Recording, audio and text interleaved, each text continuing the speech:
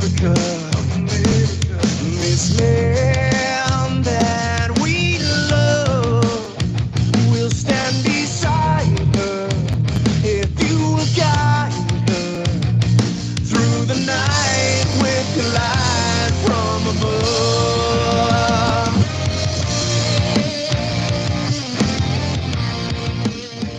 Well, good afternoon and welcome to Your American Heritage. That was Madison Rising playing their take on God Bless America, written by Irving Berlin. And my name is Ed Bonderenka, and I, not your normal fluffy insurrectionist, welcome you here. So working the board and the phone lines is Derek Stone, who also hosts Stone Cold Sports, Sundays, noon 30, right after my friend Sean Todd, the Rock and Rev, on the intersection at noon. It's not your normal fluffy Christian show. Now, this show is available by podcast. Tell your friends to listen. Go to whamradio.com/podcast to get the link, or just go to whamradio.com, look for the tab, scroll down there. You get all the shows there. Let me start today's show by saying that I try hard to get interesting guests for this show. This is so that the show can be more than me just giving my opinion. For a while, I've been trying to get former Detroit Police Chief Craig, who is running for governor of Michigan, to come on this show. And there have been multiple assurances of his appearance here that have not materialized. This week, I had every indication that he would be on, so I could ask him two simple questions. So I'm just going to ask him now. Given his former statements, where is he today on abortion and also on high-capacity magazines for firearms? Two simple questions. Chief Craig has chosen not to appear on this show. So I was scrambling to get a guest on today, and I got one. But I had a show planned for Easter weekend that he would be better for. Then everything fell together this morning, and Sean Todd will be on next weekend. And today we have a friend and frequent guest, David Kallman, to discuss recent legal events. But before we get to that, it's day 444 of the coup, the theft of the American government by enemies, both foreign and domestic. That's 444 days that the government has been stolen by theft of an election.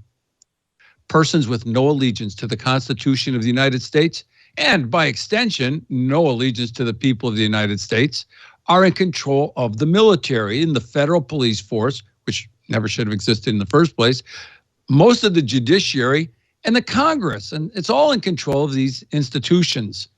This is spiritual warfare, good versus evil. Psalm 144 again says, "Blessed be the Lord my rock, who trains my hands for war and my fingers for battle."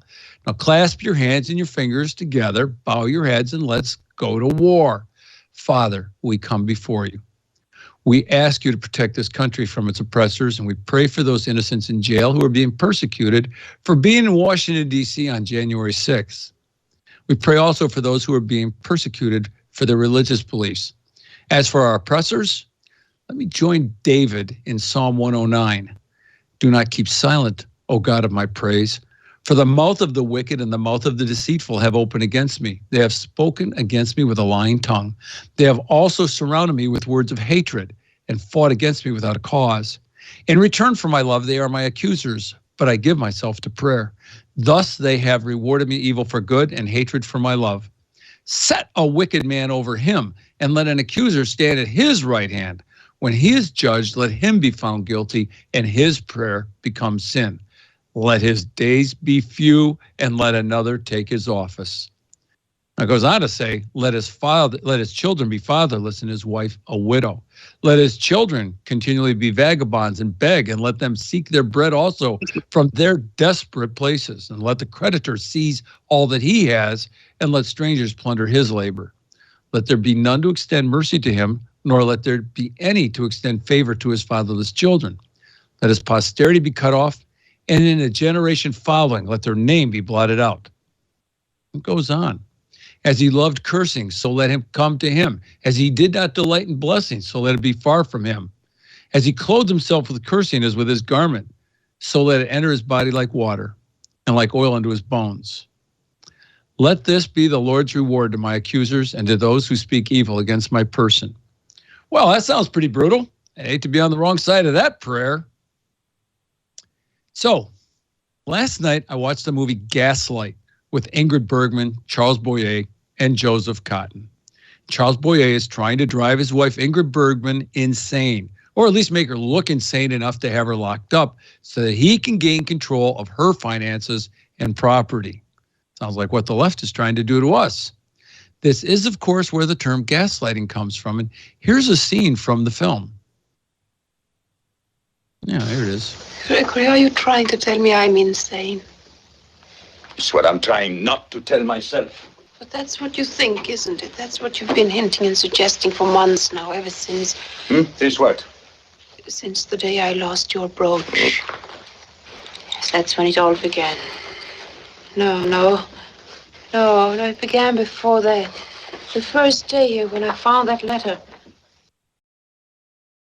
What letter? The one I found among the music from that man called Bauer. Sergius Bauer, yes, I remember. Yes, you're right. That's when it began. Yes. I can see you still, standing there and saying, look at this letter, and staring at nothing. What? You had nothing in your hand. What? I was staggered. But I didn't know then how much reason I had to be. I don't know. Well, of course, if you saw the movie, you saw the scene earlier where she clearly had the letter in her hand. So here's some examples of gaslighting. Now, here's the president's spokesperson, Jen Psaki, talking about the press. Now, Psaki is scheduled to continue working for him in a new position at NBC soon. So here, listen to this. If you look at Fox on a daily basis, I mean, do you remember the 4 boxes that we had on all the TVs, right? Which is on my TV right now. So right now, just to give you a sense, so CNN, Pentagon, as many as 8,500 U.S. troops on heightened alert. Okay, true. Same on MSNBC. CNBC is doing their own thing about the market. And then on Fox is Jeanine Pirro talking about soft on crime consequences. I mean, what does that even mean, right? So there's an alternate universe on some coverage. What's scary about it is a lot of people watch that. Yeah, it's scary that other people have other opinions and other views as if it's an alternate reality. And then there's a Yahoo News headline. First acquittal of a January 6th Capitol riot defendant is reshaping other cases. And he wasn't a riot defendant, but they shape your view by telling you, they give you some of the news and then they shape it. So here's a former Trump spokesperson, Stephanie Grisham, who joined The View as the token conservative for a brief period of time. Here she is in exchange with Joy Behar before she was fired. If they would come here legally, and I'm telling you, that is legal, Stephanie. Can I finish? Yes. There are bad people who are also coming into this country. China, knowing our borders are opening, will now have fentanyl coming across the borders like crazy, and 100,000 Why does this sound like Fox News? It does. Because I'm a Republican, and I'm sorry about that. I'm just. But are you spewing like talking points here? No, I Well, lived where are in your Arizona. numbers? I don't see stats. I lived in Arizona. I saw these things. You guys, how many could you say? You're one person. But Stephanie, I understand. What could she see? How many could she see? She's only one person, telling her she didn't see what she saw. Now, Groucho Marx said it best when he was caught with a young lady in his room by Margaret Dumont, his older wealthy fiance. He said, "Well, who are you going to believe, me or your own eyes?" Yeah, who are you going to believe, me or your own eyes? We're asked that question about every day. What else are you being deceived about then? How much of your opinion of Christianity is based on what movies, television, and social media influencers have told you with their mocking tone of voice? How much of it is based on your own personal investigation? How much do you really know about what's going on around you? So, there you go. The views and opinions of Ed Bonderenka are not necessarily those of his guests. The David Kallman Report. Joining me today is David Kallman of Kallman Legal Group, Salt Lake Global, and Great Lakes Justice Center, which is at greatlakesjc.org. And of course, he's the real reason you tuned in today. So let's talk to Dave. Hi, Dave. How you doing? Good, Ed. How are you doing this afternoon? I'm doing just fine. A lot better since you're on the show. So we were noticing, and I heard you speak about this on the Steve Gruber show yesterday. I wanted to give you some time to elaborate and make it a little more clear in the short period of time you had there. But it turns out that Governor Whitmer and Planned Parenthood are filing lawsuits against the state of Michigan right now, and they're trying to overturn a law. And Dana Nessel says she will not defend the state in any lawsuit like that. Why don't you tell us about that? Yeah, it's really it's surprising the chutzpah, I guess you could say, to bring these kinds of lawsuits. They are so baseless and so frivolous that any lawyer who's got any common sense would look at it and say, this is ridiculous. The first case, the one filed by the governor, she is suing 13 prosecutors around the state, and for nothing. I mean, there's no controversy, there's no case, there's no nothing. She just doesn't like a particular statute that's on the books, and she wants to attack the statute, and she has no legal basis to do it, so she's making it up. She's suing 13 prosecutors for not doing something.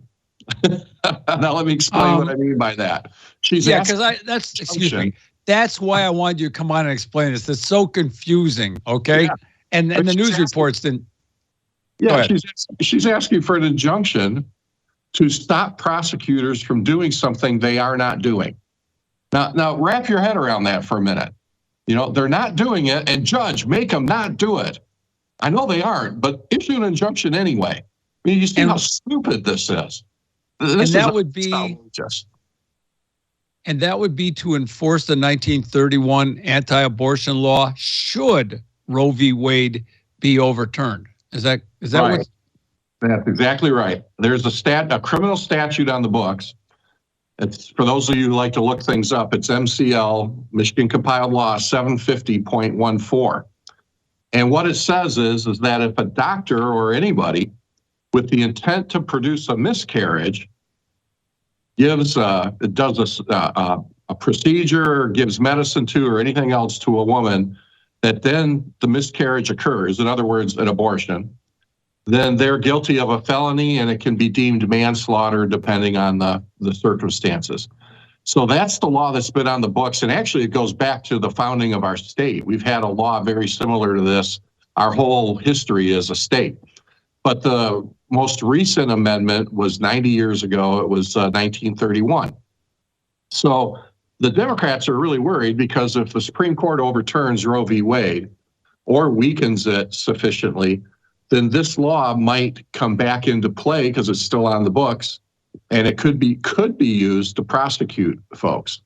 So what the governor is doing is, through the Attorney General's office, and if you look carefully, if you look at the complaint, they actually hired a big liberal law firm out of Washington, D.C. and New York City, a very left-leaning progressive law firm who's actually bringing the suit. But it's under the name of Dana Nessel, their Attorney General, and Governor Whitmer.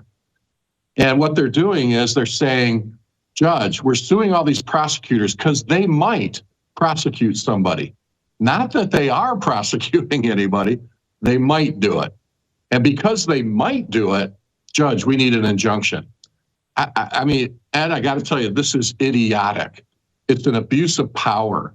It's pathetic. I mean, I'm embarrassed as a lawyer that any lawyers would even bring a lawsuit like this. It's so bad. And so what they're doing now is they're suing all these prosecutors, 7 Democrats, 6 Republicans. The Democrats have all come out and said, we agree with the governor. We think this law should be overturned. So think of it like this, Ed. If somebody gets charged with a crime, and I don't care, drunk driving, spitting on the sidewalk, whatever it is, and there's a statute involved, and you feel, you know what, that statute's unconstitutional for some reason. Do you have the right as a private citizen or as just somebody in the state of Michigan to go to court and say, Judge, I don't like this law, rule it unconstitutional? No, that's idiotic. But if you get charged with a crime, now you have what's called a case in controversy. You actually have something happening where somebody's trying to enforce that law against you. Then you can raise the issue and say it's unconstitutional if you believe it is. So you see what we have here? Nobody's charged with a crime. Nobody has prosecuted anybody under this law for 50 years, more than 50 years. And yet they're coming in saying, Judge, please issue an injunction to stop something that's not happening. And as a side note, rule the whole law unconstitutional. It's a ridiculous lawsuit and abuse of power. So that's what's happening here. And we did a issue brief or a short press release, I guess you'd call it, really, laying out many of the problems here. And a couple of things, let me just point out a couple of things right off the bat. Prosecutors are separately elected government officials. Each county elects their own prosecutor under the laws dealing with prosecutors. The governor has no control over prosecutors. The governor is not in a position of superintending control or able to order prosecutors around. Prosecutors are their own elected government official, and they have the powers given to them under our Constitution and state law. And they have something called prosecutorial discretion. This is why you hear cases all the time where prosecutors will look at a situation and decide, well, I just don't think it's necessary to press charges in this case. It's called discretion. They can bring the charges, they cannot bring the charges. It's up to them. The governor has no say in that. The governor can't call up the Ingham County prosecutor, the Washtenaw County prosecutor, say, I want you to bring charges against somebody. That's laughable. It's an abuse of power. And so understand that context. Prosecutors have their own independent authority here, separate and distinct from anything the governor can say or do to them. Secondly, they're claiming that this law is unconstitutional. Well, again, you cannot attack law in a vacuum. A law that's been on our books since we've been a state for over 175 years. And it's now somehow unconstitutional. And why are they saying that? Because they're worried that the Supreme Court is going to change its mind on Roe v. Wade and therefore put this issue back to the states, which means each state can decide what they want to do. It's on its face constitutional. I mean, it's a stupid argument, but they're so worried about the ramifications of this Dobbs case coming down here in the next month or two that they're trying to preemptive strike. They're trying to get into court, hoping they'll get liberal judges who they don't care about the law, they don't care about the rule of law, they just care about what they feel is right. And so they'll just rule the way they want to. That's what they're hoping for, is judges like that they'll somehow get this, and they'll get it up to the Michigan Supreme Court, and they're hoping that the court will do the same thing and just agree with her and say, oh, you know what, we feel like you're right. And who cares if this is an illegal process? Who cares if you don't have the authority? Who cares about the rule of law? We just agree there's somehow a right to abortion in Michigan's Constitution. It's ridiculous, Ed. And there is no right to abortion in our Constitution. Our courts have already ruled that way. There's a Michigan Court of Appeals case right on point. And there's a case from our Michigan Supreme Court on this statute they're trying to rule as unconstitutional. Somebody did challenge it because 50 years ago, somebody was getting prosecuted. And they argued under Roe v. Wade that statute was unconstitutional. And guess what our Supreme Court said? You're wrong. The law is constitutional, and I won't get into all the details, but there's already decisions on the books saying these laws, that this law is constitutional. So it's an unbelievable abuse by the governor and the attorney general. And when we say constitutional, you mean state constitutional, right? The state constitution. Because exactly. Obviously, the Supreme Court of the United States is the ones who are going to determine whether it's constitutional, unconstitutional. That's their whole problem, is what the United States Supreme Court might say, right? Right, exactly. And they say, and again, I invite anybody, read through Michigan's Constitution and show me the language that says abortion is a right in our state constitution. It does not exist. Now, if they want to look in the shadows and the penumbras and the fringes of the Constitution and shine a flashlight on it and somehow magically words appear, I guess maybe they can try, and that's what they're going to try to convince our Supreme Court to do. But there's nothing in our Constitution that gives a right to abortion. And our courts have already ruled that way previously. So there you are. That's what they're doing with this case. And, we're hopeful that some of these prosecutors, at least some of the Republican prosecutors, will stand up and fight this. And we're prepared at the Great Lakes Justice Center to do that and to represent any prosecutor that wants to fight this. And some of the Jackson County prosecutor, Mr. Jarzenka, Grand Traverse, Kent County, Emmett County, there's a number of Republican prosecutors who I hope will step up and fight this travesty of a lawsuit. So that's the first lawsuit. I mean, we get into the next one with Planned Parenthood. That's just about as bad. We could talk about that one too. I'm not done with this one yet because I know you covered it, and there's a thing called standing. So nobody's been hurt, so they don't have standing, right? You used a different, probably more appropriate term for it, but she is. I'm sorry. Once again, she's suing 19. I didn't see this in the news. When I did this, I heard about the Whitmer and the Planned Parenthood attack on the law itself, wanting to. But I didn't know I couldn't find anything about the lawsuits against 19 prosecutors. And I'm reading in the Free Press that 7 prosecutors agree with Whitmer. So obviously they're not going to get sued. That leaves a lot more prosecutors. We've got a lot of counties in Michigan. It's more than, let's see now, 19, 7, 26. Well, there's more. 13. There's 13 prosecutors being charged, are the defendants in the case. Okay. Regardless, once again, they're being preemptively because of something they said or indicated they might do? No, that's what I mean. This is just totally made up. I mean, well, why didn't they go after the other 7 that agree with her? I mean, we know why, but why? What? Well, sure, because it's politics, and so they want it to look like, oh, well, we're suing 7 Democrat prosecutors, we're suing 6 Republican prosecutors. See, we're even-handed here. We're not. This isn't political. We just feel this is wrong and something might happen. But again, Ed, that's the whole point. There is no case in controversy. There's no standing. There's nothing that's happening legally that gives the governor the right to bring this lawsuit. It's just made up. I mean, this is the kind of case, if we were attorneys on it, I'd be in the court demanding sanctions against the governor, against the attorney general, and attorney fees and costs, because this is almost by definition a frivolous lawsuit. It's ridiculous. It has absolutely no basis in the law at all. Is this a campaign ad? It just occurred to me, hey, we have an election coming up this fall, of course right? It is. This is about trying to get her base rallied over an issue she knows will get them going on abortion rights and the right, to choose and all that sort of thing, and showing that she's fighting for them. That's what this is about. Who cares what the law is or what legal rights, that she has to even bring a lawsuit like this. She doesn't have the right to do it, not preemptively, not without any case in controversy. So she's expending government resources on her own personal campaign is one way Absolutely. You can look at this, right? I'd sure like to know how much of our tax money is going to these liberal, huge law firms out in the East Coast, in D.C. and New York City. I think that'd be a good FOIA request for somebody. How much money has Governor Whitmer and Dana Nessel sent to these law firms to bring these stupid lawsuits? I'd like to know that. Yeah. Well, we'll talk about this more and get into the rest of this and some other topics after the break. Folks, David Kallman's with me.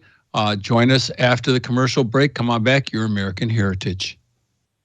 And Derek's motioning to me feverishly. There's Stretch it out. Yeah, I'll tell you that. There's one last thing with this, too. There's a second law dealing with abortions, a criminal law that the governor is not challenging. There are 2 laws on the books, and they're only challenging one of them. Now, why in the world is that? I'd be happy to talk about that, too. Nobody's talking about that in the media at all. There are actually 2 laws, and they're only going after one of them. We could talk about that, too. Okay, after the break, which is in 15 seconds. Thank you, Derek. All right. Come on back, folks. Thanks.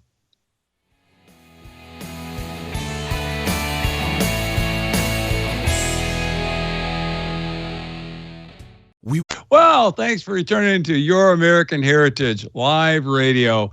I am your host, Ed Bonderenka, and this show is available by podcast. Tell your friends to listen. Go to whamradio.com, look for the podcast page, and that'll tell you how to get there. Because joining me today is David Kallman, and you want to share this with your friends because of the wisdom of David Kallman on legal matters. That's why we have him here. So there were two prongs to this attack then, Dave. There's this attack on the prosecutors, and then there's an actual attack on the law. Is that right? Right. Well, they're both attacking the law, that statute I mentioned earlier, Section 14 of the Criminal Code. And the second lawsuit has been filed by Planned Parenthood, and they're suing the Attorney General. The governor's suit is suing prosecutors, county prosecutors. Planned Parenthood filed a lawsuit against the Attorney General, arguing the same thing, that the Attorney General might enforce this law against somebody and prosecute a doctor or a woman or something for having an abortion. And so because it might happen, Judge, you need to issue an injunction. I mean, it hasn't happened. There is no prosecution of anybody. There is no case in controversy, as I said earlier. But, you know, it could happen. And so, Judge, issue an injunction. This is beyond the pale. Beyond the fact that the Attorney General has publicly stated, it's been reported all over in the media, where she said, I will not enforce this law. And she won't enforce any of the abortion laws that are on the books in the state of Michigan. So if you take her at her word, their lawsuit is frivolous right off the bat because she's already said she's not going to enforce it. This is just a backhanded attempt to try to make these laws, be brought before the Supreme Court, and the Supreme Court they want the court to weigh in to rule that they're unconstitutional. But you can't challenge state statutes in a vacuum. You know, Ed, if I didn't like the drunk driving law and I wanted it lowered to, you know, right now it's 0.08. And if you have that much alcohol in your system, you're driving, you can be, charged with a crime. I want it lowered to 0.02, Ed, because I think it should be way much lower. I don't like that law, so I'm just going to file suit against our county prosecutor, against the AG, because I don't like the law. And I want to be able to challenge it and get it thrown out. Do you see how stupid that is? How idiotic that is? It makes the legislature irrelevant if they're allowed to do that. And so this Planned Parenthood lawsuit is the epitome of a friendly lawsuit, we call it. They bring the lawsuit against somebody who's the, quote, defendant who agrees with them, and then they enter into consent orders and they just agree to get whatever relief they both want. And here the relief they want is to find this law unconstitutional. That's a sham. That is a sham. I don't know how else to put it. It's a con job.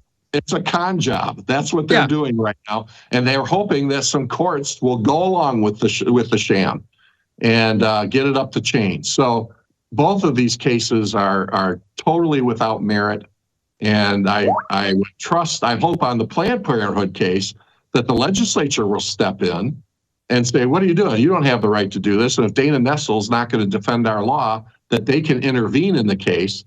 And we've been in contact with some legislators and asking them what they intend to do, and I haven't heard anything yet. So I sure hope our legislature is not going to just sit back and let this kind of charade go on, and that they will step up for their branch of government and not be run over by these activists who are bringing fake lawsuits. And so people need to be calling their legislators asking, what are you doing? Why aren't you challenging this? What's the caucus going to do in the House and in the Senate? And are you guys going to intervene in this case or not? People need to be calling their legislators because this is ridiculous what's going on. It's a call to arms. And you said it's a con job. There's another word that starts with CO, and it's conspiracy. The two are conspiring together. Yeah. Well, I obviously don't have proof of that, but it sure does look like it. I mean, I wouldn't argue the point, but obviously until you have proof of it. But I find it hard to believe Planned Parenthood and Dana Nessel did not talk before this lawsuit was filed. But hey, that's just me, Hey, you can't prove it, right? Yeah, not until they're under oath. Who are you going to believe, me or your own eye? Yep. You can't prove it. So anyways, I think both of these lawsuits are frivolous on their face, and I sure hope the prosecutors, some of the Republican prosecutors on the governor's case, will step up and fight. And I hope the legislature will step up and fight on the Planned Parenthood case and push back. And this needs to be more than pushing back. This needs to be a direct legal assault back and go after them, ask for sanctions, ask for costs and attorney's fees. This is an abuse of our system. And people need to be aware of what's going on and rise. People need to start calling and calling the county prosecutors in this case. if you're in some of these counties, if you're in Jackson County, if you're in Oakland County, you need to be calling your prosecutors and say, what are you doing? You don't believe in the rule of law? You don't believe that it's wrong for the governor to sue you over something you're not doing? I mean, honestly, you could probably tell I'm a little irate with this. This is just beyond the pale. It makes me ashamed to be a lawyer, that there are other lawyers out there that would actually bring these kinds of stupid lawsuits and think they can get away with it Like you said, it's a call to arms. Take a breath, Dave. Take a deep breath. It's a call to arms, folks. That means you have to call your legislators, state legislators, call your prosecutors, tell them to stand. We have to stand against this. They have to represent us. To do that, they have to hear from us. Speaking of hearing from people, the phone lines are 734-822-1600. Oh, look, Joe from Wyandotte called. What a surprise. Hi, Joe. How you doing? Hey, brothers. How are you today? Other than going crazy because of this bleep crazy stuff going on. I've got a lawsuit I want David to react to. I want the 47 dissenting senators to Kentucky, who will be the most left-wing loon radical activist justice to the Supreme Court, even worse than Kagan and Sotomayor, from being able to take to the bench, because Breyer announced a future retirement. He is not retired. He could change his mind. There is no vacancy. Therefore, I want the hearings and the approval of the Senate to be set aside. Okay. That's a very good.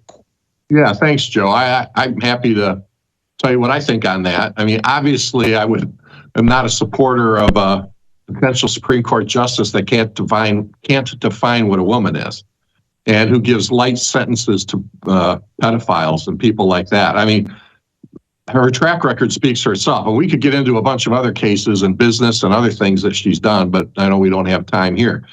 But that's not the issue here. The issue, elections have consequences, and what happened has happened, and Biden's in the position, and he gets to a point. Now, when a Supreme Court justice says, I'm going to retire, or, I'm going to step down from the bench, tradition has always been that the other party, the president, waits until the person actually retires and then nominates their person, and it goes from there. There's nothing in the Constitution that requires that. There's nothing saying that they can't, once somebody announces they're going to do it, say, well, okay, we're going to start the process, and then hold off. And this justice has not been sworn in, even though she's been approved now by the Senate and 3 turncoat Republicans who voted for her. But, she's not been sworn in.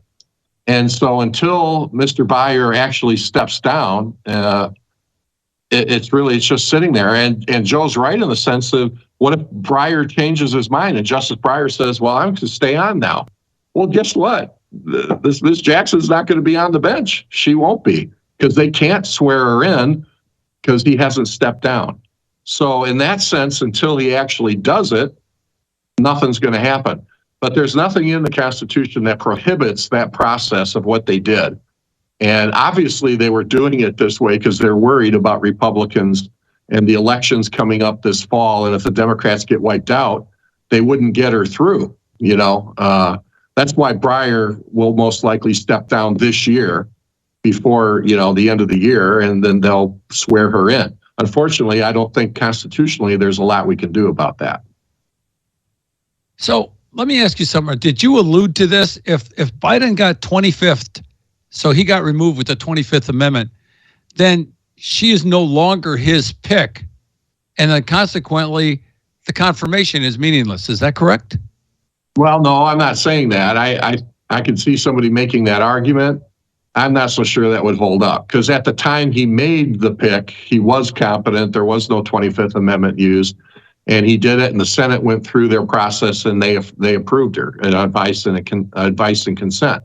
So again, just because a Supreme Court justice says, well, I'm going to wait a few more months and I won't retire till September or something, till the end of the term, I think is what he said, which would be this summer or, maybe by September. Honestly, I don't think there's a whole lot we could do about that. I mean, I don't disagree with the sentiment behind it, but legally, I don't think there's a lot that we could do. I wonder if the term of Congress ended before she was appointed, if their confirmation would lapse. That's why I'm saying they're going to do it before the end of the year. I mean, because once this Congress adjourns and a new one is picked come next January, then you'd have a real strong argument at that point that appointment is now null and void because that Senate is no longer there. And that would be a very interesting legal fight. But they're not going to wait till next January. I mean, Breyer is going to get off the bench and she'll be sworn in. So yeah, there we are. All right. Well, let's take a call from Gary from Tucson. Gary. Hey, gentlemen. Hey, Dave. All that you've said, I believe, generally. I mean, why or who has the authority to drag Nessel before the board and have her stripped of at least her shingle? Well, I mean, anybody can file a grievance against an attorney with the Attorney Grievance Commission here in Michigan, the AGC. But honestly, this is a political dispute, a difference of differences of opinion as to the law and that sort of thing. You're not going to get anywhere with the AGC trying to get her removed, because then they could do the same thing to us. They don't like some of the cases we bring, like we brought the lawsuit against Western Michigan University. Who cares if we won it and the vaccine mandates were stopped and we got an injunction? If politically they didn't like it, they could file a grievance against me. And you get some liberal people on that board, and all of a sudden I'm not a lawyer because they didn't agree politically with me. That's a dangerous road. Our issue here is to get her voted out, and that's why I support Tom Leonard. And I know there's some disputes there and things with the other people running, and that's not why I'm here today. But we need to get the best person out there who can defeat Dana Nessel this fall on a statewide basis and get votes across the board. And I think he's the man. But that's how you get her out, is you vote her out. That's what we have to do. Well, it sounds Dave, like the court system is just a whole lot of gaslighting, period. Take it easy. Bye. See, Gary, thanks. Dave, just full disclosure here. I had asked you to get Tom Leonard come on the show, and I had heard something, and then there's been nothing. So just so you know, I'm open to it. I can't speak to that right now. I'm not sure why. I'll talk to his campaign guy, and we'll see what's going on. Okay. Well, I just don't want people to think I'm ignoring him because we had Perno on. You definitely have asked. Absolutely. Again, I'm not casting assumptions on anybody else. I'm just saying who I think is best. And that's why. So we just saw recently that one of the defendants, the January 6th defendants, just got acquitted, is the word I guess we're looking for. Also, we're seeing what I consider very similarly, we're seeing the Whitmer kidnap defendants, two of them, I gather a hung jury, and then two of them flat out acquitted. Mm-hmm. And I think I actually see those as very similar cases because there was definitely a lot of FBI involvement in both events. And so what is your opinion of what happened with the Whitmer case? Mm-hmm. Well, I say hurrah for our jury system because those folks in power, the Federal Department of Justice under the Biden administration, Dana Nessel in the Attorney General's office, Governor Whitmer, for up to them, these people they would be rotting in jail for the next 50 years. And for something that it looks like, again, I didn't sit through all the evidence, I didn't hear everything, but obviously the jury did. And they felt that the FBI agents involved and other people that they recruited were the ones who actually came up with a plot and pushed these people into doing it. So again, I don't know all the details of it. All I can say is that This is why I get asked that all the time. Well, how can you defend somebody if you think they're charged with a crime? I mean, prosecutors don't charge somebody who's not guilty of a crime, do they? Yeah. No, it happens all the time, and there's rights and protections for everybody. And we're starting to see some of these cases now being brought against folks like us. And I think we're going to be happy we have some of those protections in place. And at least we still have jury members and our peers in this country who will listen to the facts and hold the government accountable when they go too far. So that's the way I look at that. Look, I mean, people still make their own choices. If these guys were going along with something that they shouldn't have, I mean, nobody's for that. Nobody thinks anybody should be targeted or kidnapped or harmed anyway. That's idiotic. But there are legal defenses. There are, how far did any particular people go? And I think the fact that the jury acquitted 2 of the defendants and the other 2 they did not acquit them means there was more substance for the other 2, and the jury had a harder time coming to a decision there. And that's the point. You get into these kinds of cases, it's not as cut and dried as everybody thinks. And, we defend people all the time, and we win cases because they are not guilty of the charged crimes. People need to understand that. A lot of times people get charged with a crime, but they're not guilty of that particular crime. They might be guilty of something else, a lesser offense, a misdemeanor. They might have done something wrong, but they're not guilty of what they're charged with. And that's a distinction that people don't seem to get, And so if you go to a trial and the prosecutor's not willing to drop it down to a lesser, offense or something that they actually did do, and then a jury comes back and says, well, he didn't murder the guy. I mean, the elements are not there. They couldn't prove it, Well, okay. I mean, that's why we have our system. And there are things like self-defense, and there's other things that come into play. So I know we're not here to talk about criminal law and all that sort of thing, but it's not as cut and dried as people think. And frankly, again, my bottom line is great. I'm very happy for our jury system. Well, we've got 2 guys that took a plea deal, right? And I think we got 8 other guys that are still in process. So this is, I mean, I'm not rooting for any guys that sat around and thought it was a good idea to do a kidnapping. But I got to tell you, to see Whitmer handed hers is kind of a joy in itself. Well, I'll tell you, it's if I were those 2 guys who pled guilty, I'd be kicking myself today. I'll tell you. Yeah. Yeah. I wanted to point out as I was telling you at break, and I wanted to share some things to the audience. I listen to a number of podcasts on a daily basis. I don't listen to every one of them, but I pick and choose out of my podcast subscription list. And one I listen to is Lou Dobbs. Lou Dobbs has a podcast. You can just, Google him and you'll find it. Another one is Charlie Kirk. Charlie Kirk just had a wonderful 1-hour show on election results. And Lou Dobbs just had on Julie Kelly of an author who was writing about January 6th. Somebody else, by the way, is Joe Altman and the Conservative Daily Podcast. I don't listen to every one of those, but man, I seem to pick the ones that are right on and very informative stuff you won't hear on Fox News, And so this is Julie Kelly on Lou Dobbs. I want to play this very quickly about January 6th. The word I use when I hear these prosecutors and these judges and even the journalists is sadistic. I am routinely sickened at how I hear these judges and these prosecutors describe their fellow Americans and the glee that they take in meting out overly harsh prison sentences, separating these people from their families. I just talked to a man last night, Boyd Camper. He spent 60 days in jail after pleading guilty to parading in the Capitol. He begged the judge. He has sole custody of his 14-year-old son. He had to move from his home state of Montana to another state, to Tennessee, because these people are pariahs in their community.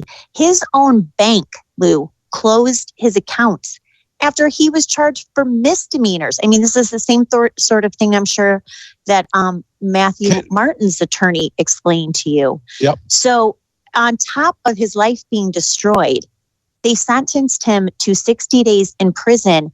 He asked to be by a prison first. If he could do his prison sentence over the weekends, they said no. Asked to be in a prison near his home so he could see his son occasionally, could come visit. They said no. They shipped him to a prison several hundred miles away. And he was just released. And he called me. A lot of these people, unfortunately, call me because they've been abandoned by everyone else. Absolutely. And he's just trying to get his life back together and protect his son. And these people don't care, Lou. They have no empathy. Yeah. They are gratified by the suffering of people like Boyd Camper. To help out those January 6ers who could use our assistance, and there are many of them, please go to patriotfreedomproject.com. I wanted to definitely plug that, patriotfreedomproject.com. Go there. There's ways that you can contribute to the defense of these people, such as Martin, who was just found innocent. He went with a bench trial instead of a jury trial. I'm sure that's probably because he was wondering what kind of jury he would get that hadn't heard about the insurrection, right? He got a judge that found him innocent and said, hey, what do you know? The guards, the police actually did invite him into the Capitol. And so what do you know about that, Dave? Well, I know, I'm not, again, their attorneys or anything like that, but we've all seen the videos, and not everybody was invited in. You've seen the ones with people breaking in the windows and the doors and that sort of thing. But there were other areas where they were invited in. The officers there were waving folks into the Capitol and letting them come on in. And I've said from day one, once I saw that, well, none of those people should get convicted. They were invited in. How is it trespassing when the Capitol Police say, come on in and walk around the Capitol? So I'm not surprised that a judge who follows the law would throw out a stupid, spurious charge like that. And I think I've mentioned before, we've had a couple of people call us who were there that day, and we gave them advice on how to handle it, and they have not been charged. So, I don't know what to say other than on its face, to hold people for over a year now in jail, many of them in solitary confinement for misdemeanors, is a joke. That's a travesty. That would not happen anywhere else in this country for any other issue. For a misdemeanor, they're holding them for over a year. That's ridiculous. I don't know why their lawyers aren't bombarding the courts with motions to get them released. Excellent. Thanks, Dave, for your opinion on that and for your insight. And folks, join us next week for Your American Heritage. Once again, check out the podcast and share them. Thank you very much. God bless America. America bless God.